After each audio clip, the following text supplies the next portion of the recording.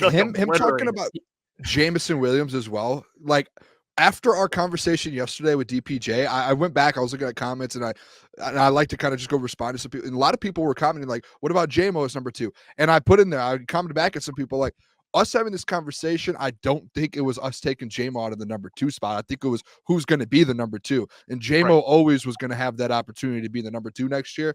What Jeff just said there, that makes me very excited because that was the whole question was who's going to be number 2 if Josh Reynolds leaves? Jameson Williams. And if Dan Campbell and Brad Holmes, they want him to be like, let's go, boys. That's a guy you want as your number 2.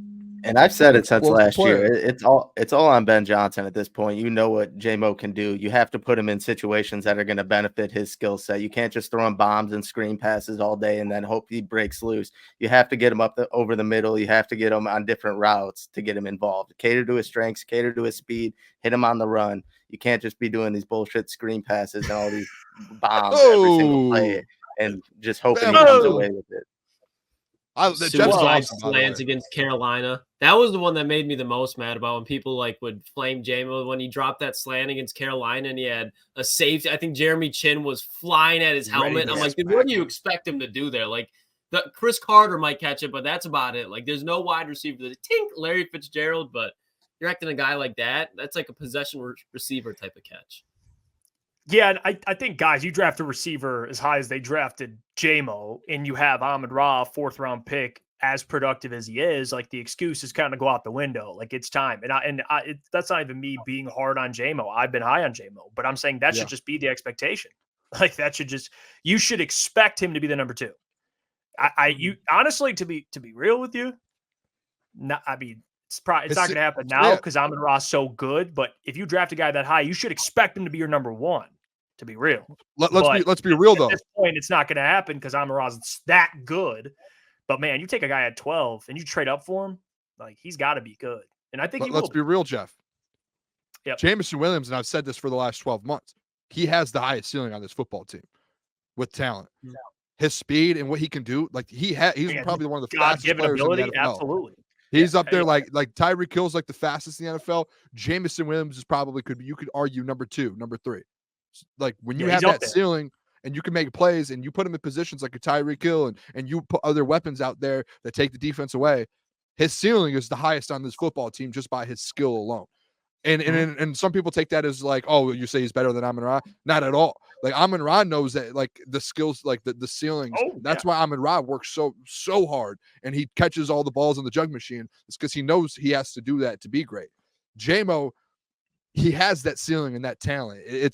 Can he get there? And if he does get there, him and Amon-Ra, I've been pretty vocal on this for about a year now. I think that could be one of the best duos in the NFL. I mean, fellas, you see the photo of JMO working out with Teddy Two Gloves. Shout out Teddy. You know he's working on the slants, the hitches, and the curls. He's not working on the 70-yard fades anymore. He's throwing to Teddy. They're getting that route tree and not just the deep balls. Love that. Look, the boys. Look, Teddy Two Gloves. I know he's a football coach now, which is on field. Yeah, yeah, that's such a subtle flex. I love that. I'm pretty sure that's where he's a coach at. It's high school. Yeah, so you got JMO out there working. So, and I think Teddy had a quote where he said, "I all I want is this guy to have like a long career in the NFL and be productive." Yep. So, shout out Teddy, just a dude. Just a great human being. Do you remember him with Hendon Hooker too? How he came in on training camp last year and was like, I want to like make sure I'm helping him out as he develops. And I like Teddy. I hope they should bring him back as like a QB coach as well, like an assistant or something. Yeah, he's just he's self-aware enough to know that at the point he was at in his career, like some guys just refuse to help others. Like that's a real thing. Like you just Carson Wentz. Who? Carson Wentz. I despise Jalen Hurts. I said Carson Wentz. Like you just look at his career, he's bounced around, he's refused to be a backup. Like that's why teams like the Rams picked him up halfway late to the season. Like he just wants to go in there and be the guy because he still thinks he's second, like he's in his second and third years, but that's not the case. Yeah, this one, Ryan Tannehill always has a job. Yeah, because Ryan Tannehill didn't even. He was like, and I get both sides. I get the side of like, I don't want to help this guy replace me, but also it's like if you're confident in your own ability, you shouldn't worry about a guy replacing you. Work harder. Obviously, Get Ryan better. Tannehill wasn't because he's trash, but.